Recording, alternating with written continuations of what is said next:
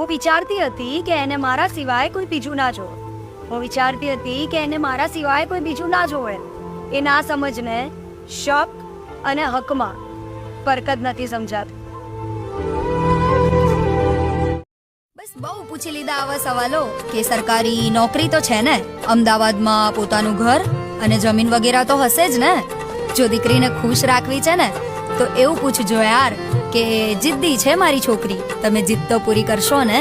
ગુસ્સો કંઈક વધારે જ કરે છે, તમે મનાવી તો લેશો ને.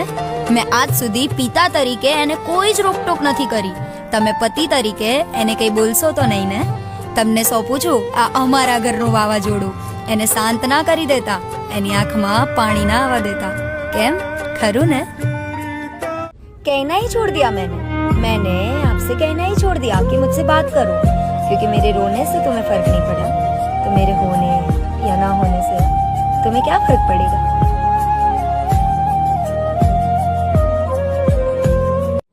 जरूरी नहीं कि हमें सब कोई समझे, जरूरी तो नहीं कि अब हमें सब कोई समझे, क्योंकि तराजू सिर्फ वजन बता सकता है, क्वालिटी कभी नहीं.